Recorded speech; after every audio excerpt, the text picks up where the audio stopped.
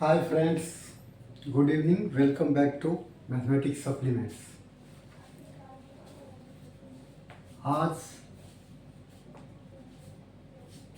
हम एक्सरसाइज 7.2 पे हैं, जिसमें कि सेक्शन फॉर्मूला का यूज हुआ है। तो आज मैं कुछ बताना चाहूँगा कि आप लोगों में से जो कोई भी कंटिन्यू 15 डेज हमको फॉलो करेंगे, हम उम्मीद करते हैं कि 16th डे में उनको किसी और टीचर की ज़रूरत ही नहीं होगी। ये मेरा अपना विश्वास है। बाकी अगर आप लोगों को यकीन नहीं हो तो आजमा के देख लो। केवल 15 डेज। हालांकि इनका इफेक्ट आपको सेकेंड वीक स्टार्टिंग से ही महसूस होने लगेगा, बट इतना दिन आप केवल ट्राई कीजिए, क्योंकि I am slightly different from other teacher. चलिए, तो हम अपने पॉइंट पे आते हैं।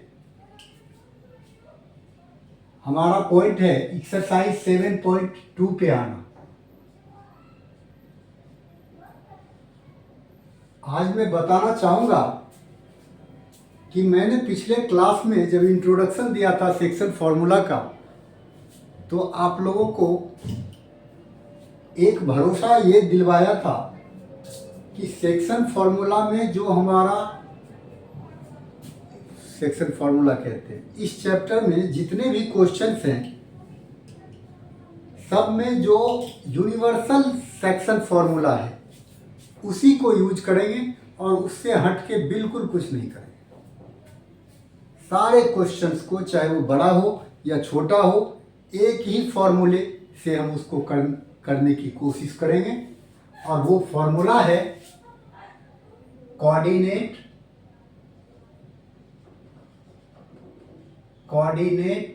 Coordinates of the point of intersection.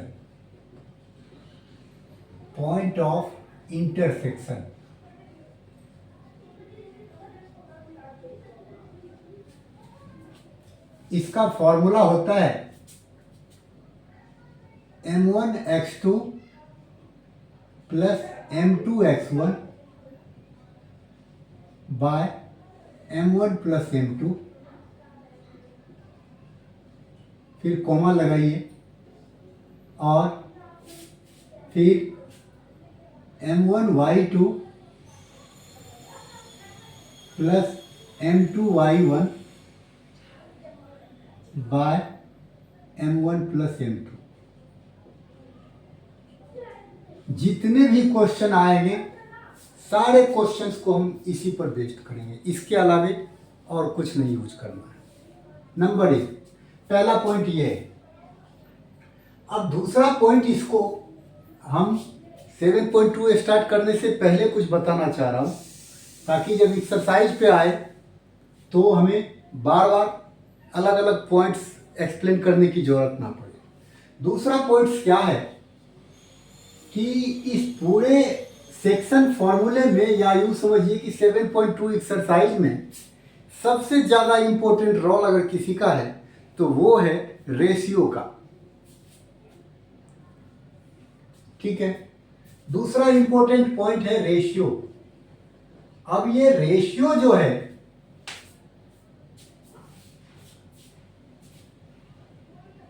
Ratio जो हम जानेंगे तो वो पॉइंट ऑफ इंटरसेक्शन से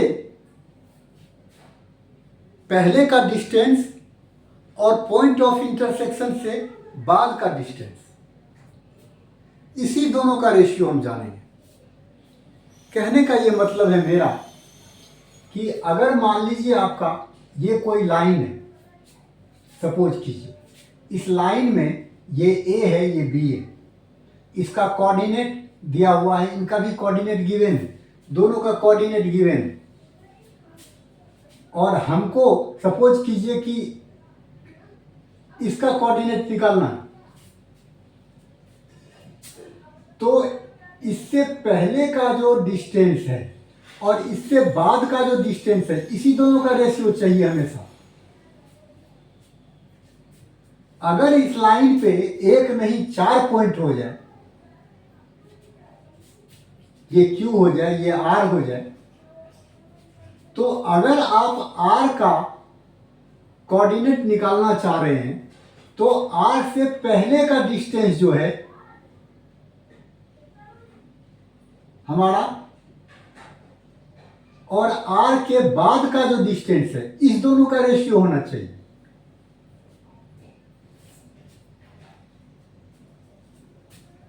ठीक है, इसको आप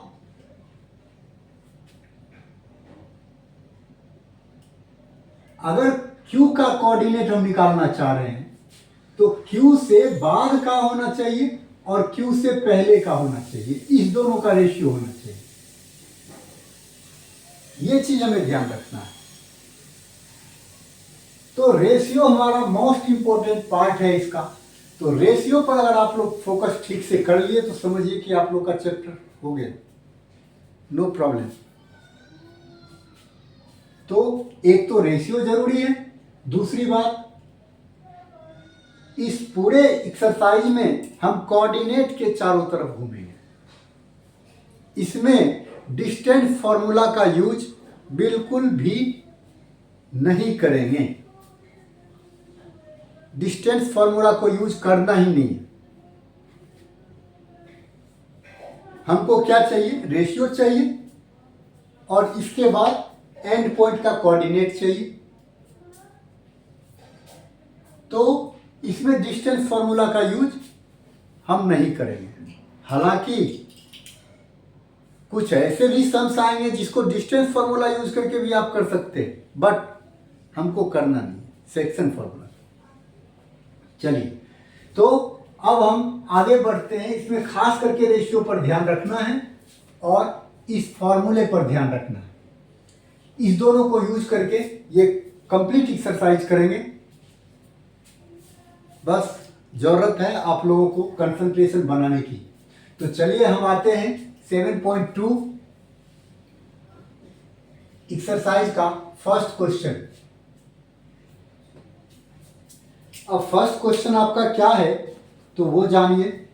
find the coordinates of the point which divides the join of -17 and 4-3 in ratio 2:3। Question को अंडरस्टैंड कीजिए। आपको कोऑर्डिनेट निकालना है किसका?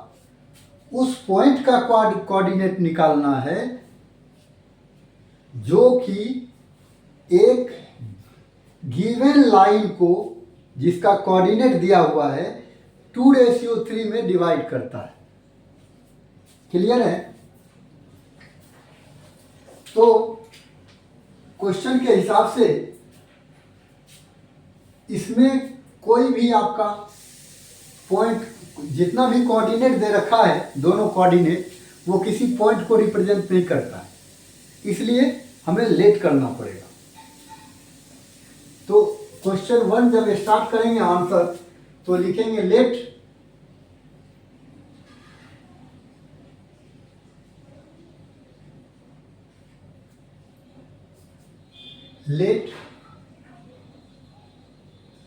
the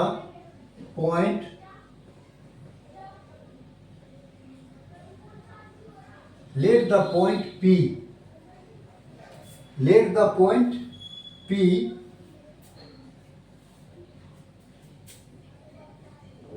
अब देखिए एक्स वाई लिख दिया P का, इसी का कोऑर्डिनेट निकालना है।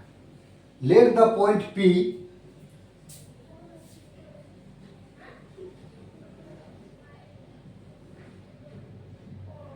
divides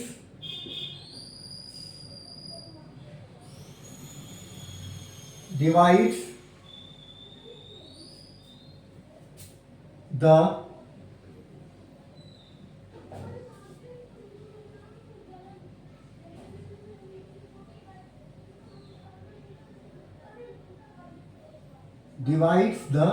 join, जैसा लैंग्वेज है उसी हिसाब से लिखेंगे। The join of A -17 and B 4-3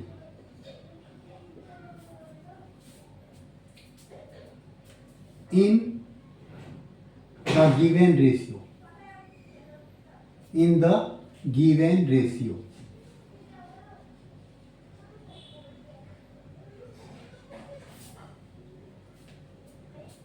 In the given ratio.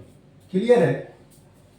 एक लाइन लिखना था, इसमें हमारा पॉइंट भी रिप्रेजेंट हो गया और जो हमारा लिखने का मकसद था वो भी आ गया, दोनों काम हो गया एक साथ। आगे क्या करना है, हमको ये पता करना है कि इस पॉइंट का कोऑर्डिनेट क्या होगा, एक्स और वाई की वैल्यू पता करना है।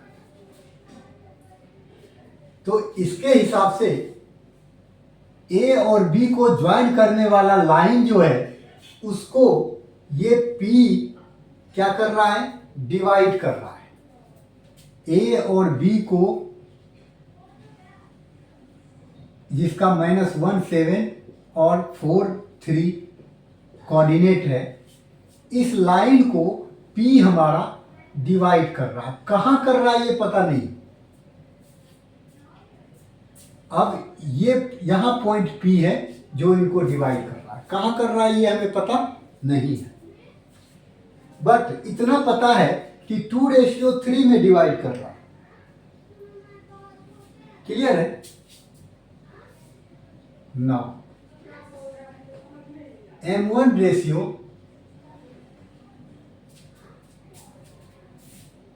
in the ratio M1 ratio M2 ऐसा लिख दीजिए, ये ज़्यादा बेटर रहेगा। तो M1 रेशियो M2 आपका दिया हुआ है क्या, 2:3। क्लियर है? अब आपको पता है कि अगर रेशियो दे दे 2:3 का मतलब ये 2 और ये 3, इधर 3। अब आपको पता है कि कोऑर्डिनेट निकालना है किसका, P का।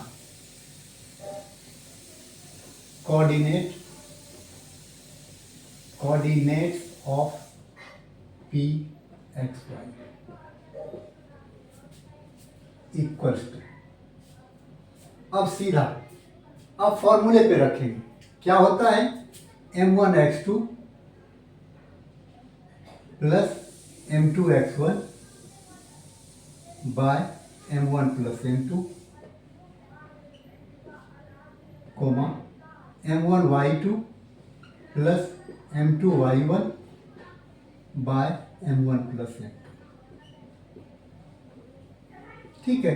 अब इसमें हमको क्या करना है, नॉर्मली वैल्यू पुट कर देना है। अब वैल्यू कैसे पुट कर देना है, M1 आप जानते हैं ये M1 है और ये 3 हमारा M2 है, तो M1 M2 पता चल गया। आगे जो हमारा x1 x2 और y1 y2 है, तो हम पहले से जानते हैं कि ये x1 है, ये y1 है और फिर ये x2 है, ये y2 है। सीधी सी बात है। तो अब क्या करना है, हमने आपको कहा था ऐसे भी नॉर्मली कि पहला जो रेशियो है इसको इससे कीजिए, तो क्या हो जाए 2 × 4। फर्स्ट जो रेशियो है उसको इससे, सेकेंड जो रेशियो है इसको इससे, x से ही करना है, प्लस 3 × -1 बार रेशियो को प्लस कर दीजिए, कोमा। अब इसी तरीके से पहला जो रेशियो है इसको इससे, y वाले से, तो 2 3 जा हो गया 6, मतलब 2 × 3 प्लस दूसरा जो है 3 उसको किससे करना है, इसके y से करना है 7 बार 2 + 3, तो ये हो गया 2 4 जा 8 प्लस माइनस माइनस 3/5, फिर कोमा, ये हो गया 6 + 21/5, दैट मीन्स ये हो गया 5/5, कोमा लगाइए, ये हो गया 27/5। तो ये 5/5 1 हो गया। फाइनली आपका 1 कोमा -27/5 आया। कुछ नहीं, हमको p का कोऑर्डिनेट निकालना था, तो p का x हो गया 1 और y हो गया ये, तो आपका p का कोऑर्डिनेट आ गया। तो बस इतना ही करना था इसमें। चलिए अब नेक्स्ट पे आते हैं, क्वेश्चन नंबर 2 पे।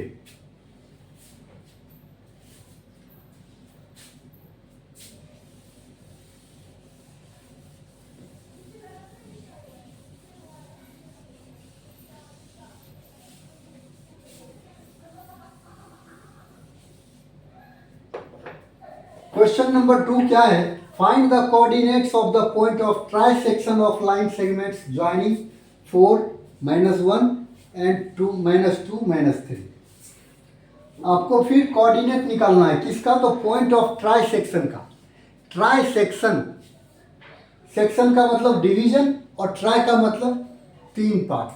3 पार्ट्स में डिवीजन होगा, उसको हम ट्राइसेक्शन कहेंगे।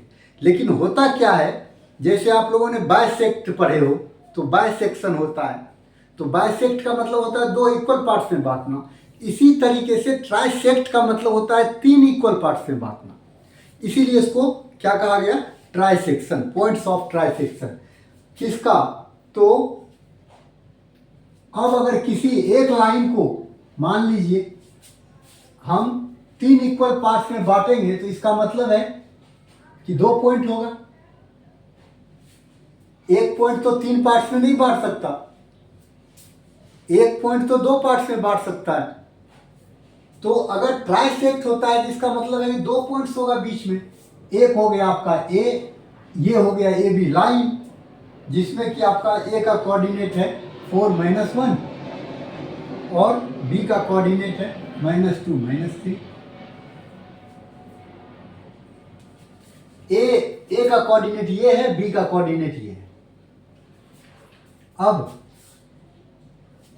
ए बी को ज्वाइन करने पर जो लाइन बनता है वो ट्राइसेक्ट हो रहा है। तो ट्राइसेक्ट हो रहा है तो मान लीजिए कि ये एक पी है पॉइंट और दूसरा क्यू है। हमको क्या करना है? ये पी और क्यू दोनों का कोऑर्डिनेट निकालना है। क्लियर है? तो मैंने पहले भी बताया था कि हमको क्या क्या चाहिए। एक तो एंड पॉइंट्स का कोऑर्डिनेट चाहिए, दूसरा रेशियो चाहिए, तभी जाकर के किसी भी पॉइंट ऑफ इंटरसेक्शन का हम कोऑर्डिनेट निकाल सकते हैं। ठीक है, तो अब यहाँ एंड पॉइंट्स का कोऑर्डिनेट्स है। अब यहाँ रेशियो नहीं है, तो रेशियो नहीं है तो रेशियो के लिए सिंपल आप जानते हैं कि ये तीनों इक्वल पार्ट्स में बटा। अगर मान लीजिए ये 1 सेंटीमीटर है तो ये भी 1 सेंटीमीटर होगा और ये भी 1 सेंटीमीटर होगा। अगर ये मान लो 2 सेंटीमीटर है तो ये भी 2 सेंटीमीटर होगा और ये भी 2 सेंटीमीटर होगा। तो अब अगर हमको P का कोऑर्डिनेट निकालना पड़ेगा, तो हम पहले भी बताए थे कि अगर आपको इसका कोऑर्डिनेट निकालना है तो इससे पहले का जो रेशियो वाला पार्ट है और इसके बाद वाला जो रेशियो का पार्ट है उसको यूज करेंगे। तो अब इससे पहले जो है आप देख सकते हो, अब ये 2 2 2 3 बराबर है। अगर 10 10 10 हो तो वो भी बराबर होगा, और अगर 10:10 हो तो इसका मतलब है कि ये 1:1:1 है। ये सिंपलेस्ट फॉर्म है, तो इसलिए इसका सिंपलेस्ट फॉर्म ही लिखा जाता है। रेशियो हमेशा सिंपलेस्ट फॉर्म होता है, ये ध्यान रखिएगा। तो तीनों चूंकि इक्वल है, तो अब गौर कीजिए कि इधर एक पार्ट है और इधर यहां से लेके यहां तक 2 एंड पॉइंट तक हमको लेना है, इधर 2 पार्ट है। तो इसका जो रेशियो हो गया, जो हम P के लिए यूज करेंगे या P का कोऑर्डिनेट निकालने के लिए जो रेशियो यूज करेंगे वो होगा 1:2, क्योंकि P से पहले एक पार्ट है और P के बाद 2 पार्ट है। इससे हमें कोई मतलब नहीं है, ये दोनों पॉइंट गिवन है। इसी तरीके से जब Q का कोऑर्डिनेट निकालेंगे तो Q के लिए क्या करेंगे? इससे पहले रेशियो का पार्ट देखेंगे और इससे बाद वाला रेशियो का पार्ट देखेंगे, तो इससे पहले दो पार्ट है और इसके बाद एक पार्ट है, तो क्यू के लिए जो यूज करेंगे वो 2:1 होगा। और इस तरीके से 1:2 अगर यूज कर ले हम तो हमारा P का कोऑर्डिनेट निकलेगा, और अगर 2:1 यूज कर ले तो Q का कोऑर्डिनेट निकलेगा। तो लिखेंगे here M1:M2 equals to 1:2. Now coordinate of P, coordinates of P का कोऑर्डिनेट निकालने के लिए क्या करेंगे, वही करेंगे जो फॉर्मूला होता है M1x2 plus M2x1 by M1 plus M2 comma M1y2 plus M2y1 by M1 plus M2। अब इसमें आप लोगों की समझ में क्या नहीं आया ये बताइए। M1 के जगह आप 1 रखिए, और अगर अब x2, x1, y2, y1 की बात करें तो ये हमारा x1 है और ये हमारा y1 है, फिर इधर हमारा x2 है और ये हमारा y2 है। अगर इसमें आप वैल्यू रख दें तो p का वैल्यू आ जाएगा।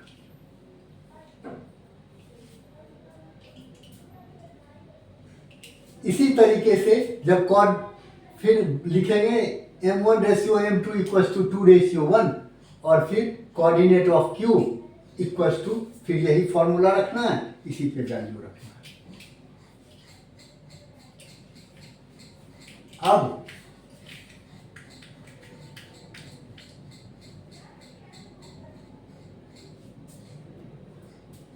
अब जब हम स्टार्ट करेंगे ये, तो क्वेश्चन नंबर 2 है, तो इससे पहले कुछ लेट कर लेंगे। क्यों लेट कर लेंगे कि ए बी आपका नहीं दे रखा है, पी क्यू नहीं दे रखा है। Let P and Q are the points of trisection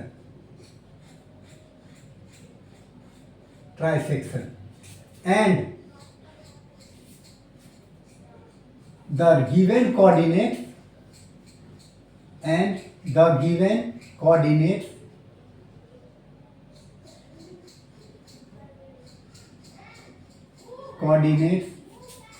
denote the points A and B respectively। बस इतना लिख देना। लैंग्वेज जरूरी होता है, तो पहले भी बताए थे कि यहाँ लैंग्वेज की वजह से थोड़ी सी प्रायोरिटी ज़्यादा मिलती है बच्चों को। तो ये अब मुझे नहीं लगता कि आप लोगों को कोई तकलीफ होगी। इस क्वेश्चन को आप लोग इजी वे में कर लेंगे और try to do this question, है ना। जब तक करोगे नहीं तब तक कॉन्फिडेंस नहीं आएगा, और जब मैं ही 1 to all करता रहूं तो फिर आप लोग क्या करोगे, और आप लोग अगर नहीं करोगे तो फिर वही बात कि मेरा क्लास देना ही बेकार है, आप लोगों को कोई बेनिफिट नहीं होगी। चलिए हम आते हैं नेक्स्ट क्वेश्चन पे, थर्ड पे। क्वेश्चन नंबर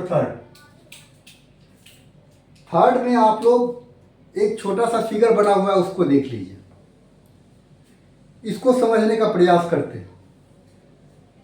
इसमें क्या है, स्पोर्ट्स डे पर एक एक्टिविटी कंडक्ट हो रही है, और वो एक्टिविटी कौन चीज का है, तो फ्लावर पॉट को रखने की, जैसा कि फिगर में देख रहे हैं। फिगर कैसा है थोड़ा सा मैं आप लोगों को समझाऊं। ये हमारा फिगर है, इसमें क्या है, इसमें एक्चुअली 100 100 लाइंस ड्रॉ किया गया है चौक से। जैसे देखिए ये, फिर ये, फिर ये, फिर ये, 100 लाइंस ऐसे ड्रॉ किया गया। इसको छोड़ दीजिए, इससे हमें कोई मतलब नहीं। ये हमारा एक्स एक्सिस और वाई एक्सिस है, इसको छोड़ के 100 लाइंस ड्रॉ किया गया। और सबसे इसकी स्पेशलिटी क्या है कि हर लाइन के बीच 1 सेंटीमीटर का गैप है। 1 सेंटीमीटर के डिस्टेंस पर जो है लाइन ड्रॉ किया गया है इस परपेंडिकुलर, किस पे, तो एक्स एक्सिस पे। अगर दूसरी तरफ चलें तो ये वाई एक्सिस पर पॉट रखा गया है, ये भी 1 सेंटीमीटर पर।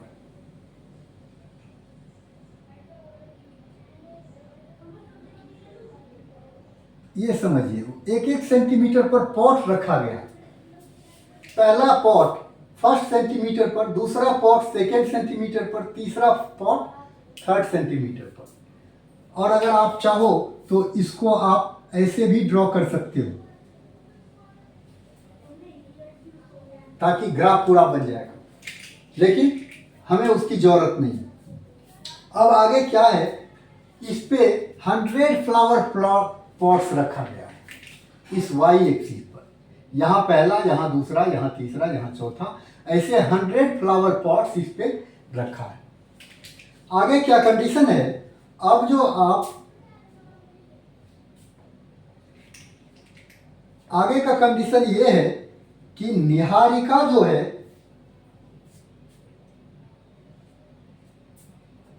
निहारिका दौड़ती है किस पर, तो इस लाइन पे दौड़ती है। कौन सा लाइन पे, सेकेंड लाइन पे दौड़ती है, इस पे रन करती है। और इस लाइन पे जब रन करती है तो जितना टोटल डिस्टेंस है पॉट तक का, यहाँ 100 है, 100 पॉट रखा गया है, जितना टोटल डिस्टेंस है उनका 1/4 कवर करती है निहारिका। तो अगर 100 है उसका 1/4 कंप्लीट करती है, इसका मतलब 25 सेंटीमीटर। ये कहाँ तक गई है, सेकेंड लाइन पे। फर्स्ट लाइन ये है और सेकेंड लाइन ये है, इस पे 25 मीटर तक गई है। ये गौर करना, 25 सेंटीमीटर तक, 25 सेंटीमीटर के हाइट तक गई है। और जाकर के क्या करती है, ग्रीन फ्लैग को लगा देती है, पोस्ट कर देती है। यहाँ ग्रीन फ्लैग को पोस्ट कर देती है 25 सेंटीमीटर ऊपर जाकर के। आगे प्रीत जो है 1/5 डिस्टेंस कवर करती है 8th रो में, 1st, 2nd, 3rd, 4th, 5th, 6th, 7th, 8th। 8th रो में निहारिका क्या करती, निहारिका नॉट सॉरी, प्रीत जो है 1/5 डिस्टेंस कवर करती है। किसका, ये 100 का। इसका 1/5 का मतलब 20, ये 20 सेंटीमीटर कवर करती है, ये 25 सेंटीमीटर कवर करती है, ये 20 सेंटीमीटर कवर करती है। अब पूछ रहा है कि इन दोनों के बीच का डिस्टेंस कितना है, ये बताइए। इन दोनों के बीच का डिस्टेंस कितना है, ये बताइए।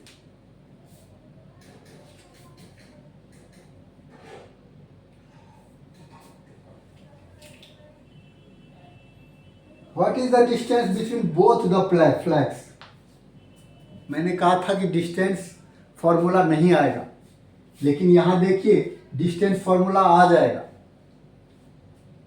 क्यों आ जाएगा, क्योंकि हमको अब इस पॉइंट से इस पॉइंट का के बीच का डिस्टेंस पता करना है। अगर ये एक्स एक्सिस पर होता या वाई एक्सिस पर होता तो आसानी से हम कवर कर लेते, लेकिन ये चूंकि ना एक्स पे है ना वाई पे है, तो इसके बीच का डिस्टेंस हमको निकालना है। तो डिस्टेंस निकालने के लिए हमको इसका कोऑर्डिनेट जानना जरूरी है। अब इसके अगर कोऑर्डिनेट की बात करें तो यहाँ से यहाँ तक 20 है, तो ये आप अगर देखेंगे तो ये क्या होगा, ऑर्डिनेट होगा, ये मीन्स वाई कोऑर्डिनेट होगा ये। अब अगर एक्स की बात करें तो यहां से यहां तक गया है, जो कि 8 सेंटीमीटर है, मात्र 8th कॉलम पे है ये, तो ये 8 सेंटीमीटर है। तो इसका एक्स हो गया 8 और ये हो गया 20, इसका कोऑर्डिनेट। मान लीजिए ये पॉइंट ए पर फ्लैग लगाया है और ये पॉइंट बी पे फ्लैग लगाया है, तो अब पॉइंट बी का जो कोऑर्डिनेट होगा ठीक इसी तरीके से 1 और 2 ये दूसरे कॉलम पे ही है, इसीलिए x इसका 2 हो गया और y जो है 25 हो गया।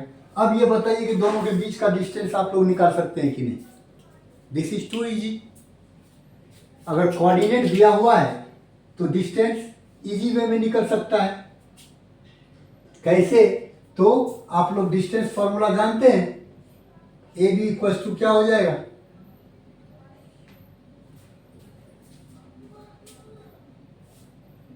2 - 8 इसका स्क्वायर प्लस 25 - 20 इसका स्क्वायर, ये हो गया -6 इसका स्क्वायर और ये हो गया 5 का स्क्वायर। अब गौर कीजिए, ये हो गया कितना 36 और ये हो गया 25 इसका स्क्वायर √61 हो गया। इसका दोनों के बीच का डिस्टेंस निकल गया डिस्टेंस फॉर्मूला से, कोई दिक्कत नहीं है।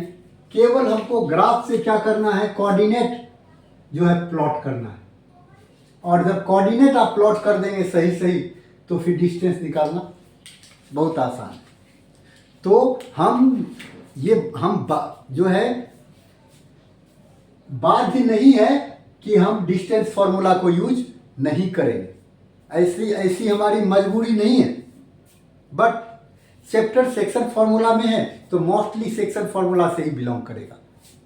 बहुत कम रेयर क्वेश्चन ही आएगा जिसमें आप डिस्टेंस फॉर्मूला को यूज करेंगे, लेकिन आप इससे बिफोर पढ़ चुके हैं, that means you have right to use this formula also. चलिए, तो अब आपका ये डिस्टेंस निकल गया। आगे क्या है कि वेयर सी, आगे है if Rashmi has to post a blue flag exactly halfway between the line segment joining the two flags। अब ये जो दोनों फ्लैग को अगर ज्वाइन कर दें तो इसके ठीक हाफ में रश्मि जो है वो यहाँ एक जो है फ्लैग पोस्ट करती है हाफ में। तो पूछ रहा है कि वो बिटवीन द लाइन से where should she post her flag, वो अपना फ्लैग कहाँ पोस्ट करेगी, कौन सा रो में करेगी, ठीक है, और उसका लोकेशन क्या होगा, कहाँ पोस्ट करेगी। तो सिंपल सी बात है कि अगर हाफ वे में कर रहा है, बीच में कर रही है, तो रेशियो हो गया बराबर 1:1 हो गया, रेशियो 1:1 हो गया, और आपका x1 y1 दिया हुआ है, x2 y2 दिया हुआ है, रेशियो 1:1 है ही, तो क्या इस पॉइंट का कोऑर्डिनेट नहीं निकलेगा? वैसे भी ये मिड पॉइंट होता है, मिड पॉइंट का कोऑर्डिनेट निकालने के लिए क्या करते हैं, डायरेक्ट करते हैं। 2 + 8 10 हो गया, 10/2 5 कोमा। अब फिर इसी तरीके से 25 और ये लेंगे 45/2, ये हो गया इसका कोऑर्डिनेट। अगर इक्वल हो तो क्या करते हैं, सीधा x वाले को प्लस करके 2 से डिवाइड कर दो और y वाले को प्लस करके 2 से डिवाइड कर दो। x वाले को प्लस करके 2 से डिवाइड करोगे तो x कोऑर्डिनेट निकलेगा, और y वाले को प्लस करके 2 से डिवाइड करोगे तो y कोऑर्डिनेट निकलेगा।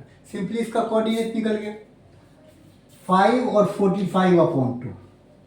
अब ये 5 का क्या मतलब है, 5 का मतलब है कि 5x है। अगर यहाँ से हम 5 की बात करें तो ये फर्स्ट रो है, कॉलम है, ये सेकेंड कॉलम है, ये थर्ड कॉलम है, ये फोर्थ कॉलम है, और ये हमारा कौन सा कॉलम होगा, तो फिफ्थ कॉलम होगा। 5 का मतलब क्या हुआ, x 5 है तो फिफ्थ कॉलम में है ना।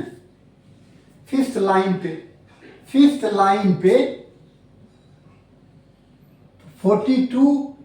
45/2 सेंटीमीटर पे फ्लैग पोस्ट करेगा। इस तरीके से इस क्वेश्चन का सॉल्यूशन हो गया। एक तो आपको ए बी का डिस्टेंस निकालना था और आपको ये बताना था कि अगर इन दोनों के हाफ वे में फ्लैग पोस्ट कर रही है तो वो कहां पर होगा, तो फिफ्थ लाइन पे होगा, और यहां से लेके यहां तक क्या हो जाएगा, 45/2 में 22.5 सेंटीमीटर, 22.5 सेंटीमीटर हाइट पे फ्लैग पोस्ट करेगी। खत्म। तो इस तरीके से ये आपका 3 क्वेश्चन खत्म है। और अब नेक्स्ट डे आगे हम 4th 5th करवाएंगे। ठीक है, तो 4th 5th आगे के क्वेश्चन में आपको थोड़ा सा और ज़्यादा कॉशस रहना पड़ेगा, कंसंट्रेशन बनाना पड़ेगा, क्योंकि अब जो हमारे बहुत ही इंटरेस्टिंग पॉइंट्स क्वेश्चन पे आ रहे हैं और काफ़ी इंटरेस्ट आएगा। Thanks to all.